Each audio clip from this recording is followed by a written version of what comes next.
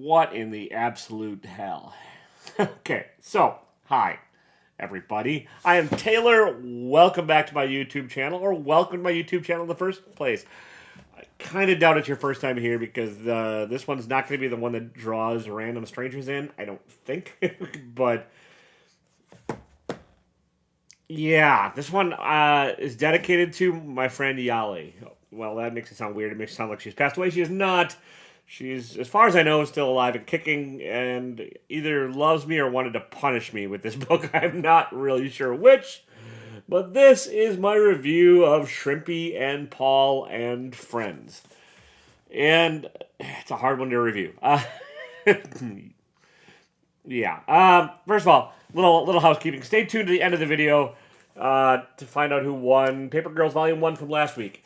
Secondly, I am not giving this book away because this one is a gift from Yali, and hence she's the one to blame for all this.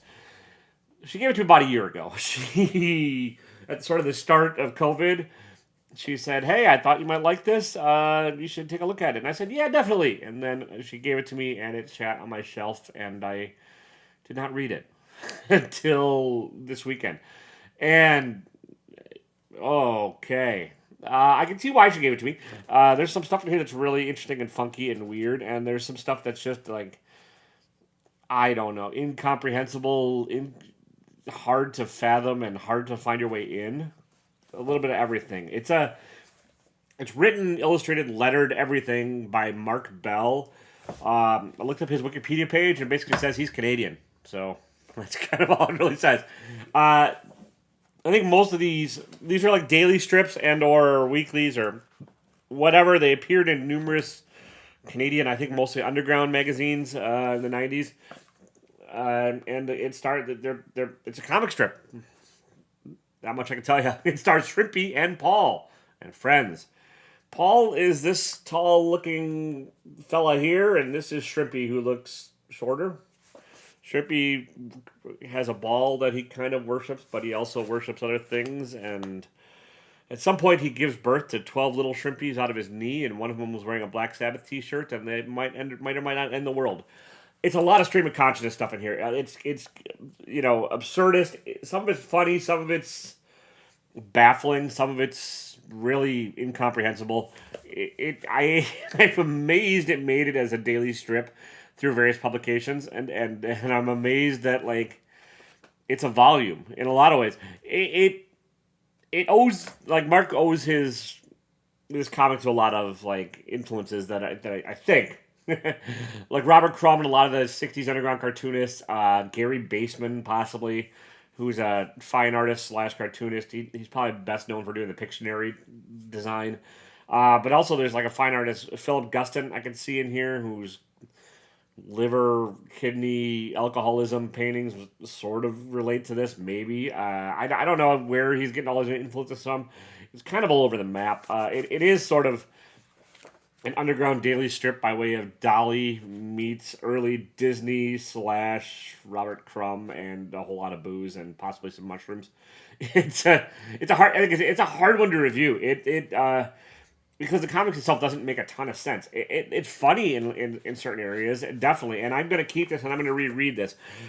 I read it all in one chunk, and that might not be the way to go. It might be easier to sort of digest in little bits and pieces, because like you're just trying to take this. I try to take it all in as one mass, and like there's not really a start or finish to the story. There's no real character arcs. There are sort of narratives, but like there's not a lot of growth and or plot that makes it's baffling.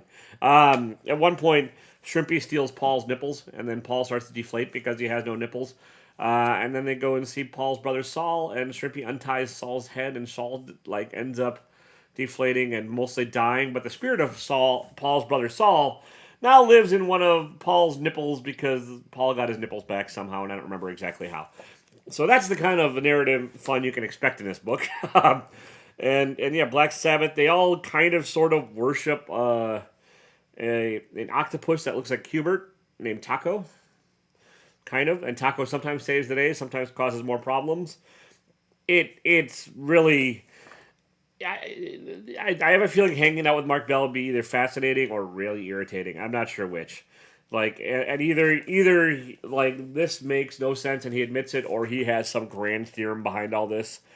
I kind of prefer the idea that it makes no sense, because if there is some grand theorem, I don't understand all of it, and that's definitely possible. But like, I went to art school, and there's these art school kind of folks that, they paint a painting or they make a piece of art, and then they have this explanation that is like 40 times longer than the piece of art, and like they think that they've chucked everything profound onto the surface of a canvas or what have you, and it doesn't show up visually. There's some of that possibly going on here, or it's just a joke on the audience, and that could very well be, and I'm along for that kind of joke, because it's, yeah, I mean, there's a greedy, there's just, like, I know I'm skipping around on all this, but like I said, I don't have a real clue to how to review it. The art is fairly dense, fairly cartoony, definitely relates to like the underground 60s stuff, and kind of consistent for the most part. There's sort of people that show up and never do anything again, like Kevin. There's an alcoholic named Chia, who's mostly angry and drunk. I don't know if that shows up on camera. And I don't know what Chia is supposed to be character-wise. I mean, it's an interesting character design. It's fun, but like you kind of have to unfocus your eyes and at the same point unfocus your brain and just kind of go along for the ride on this one. It's not for everybody. It's probably not for most people. It's probably not even for most people that like indie comics. It's like a subset of a subset of a subset of a subset of people might like this. I like parts of it. Parts of it I'm gonna have to like sit and dwell on and really try and think, and try and figure out, and and I'll probably revisit this after letting it like kind of churn in my head for a bit, and just see if I can make any more sense out of it. I might not ever be able to make sense. It might be the greatest work of genius I've ever read, or it might just be an absolute ramblings of a madman, or somewhere in the middle. I don't know. Yeah, so Shrimpy and Paul, like I said, it's not my typical review. It's probably shorter. I don't even know how many minutes this is. Who knows? We'll see. And give it a whirl. I think you can probably find it on Amazon. You have to make sure you can either read French or you find the English translation of it, because I think there's two different volumes out there you can get, and one's in French, which might actually make it make more sense. I don't speak French, but that might help. I don't know. But yeah, if you're into nipples and sausage creatures and worshipping octopus tacos, or taco octopi, and bouncing balls and giving birth to 12 shrimpies through your knee, one of which wears a Black Sabbath shirt and is going to end the world, then this is the book for you. Thanks, Yali. I'm going to send you the link to this. I don't even know if Yali knows I have a YouTube channel. She might not. She's partially to blame for the comic book bent of it, because like this was said to be, like I said, at the beginning of COVID. And while I didn't read this right away because I'm a dick, sorry, Yali. It did get me started back into collecting, kind of. And I was like, oh, you know what? That's something I could do to pass the time.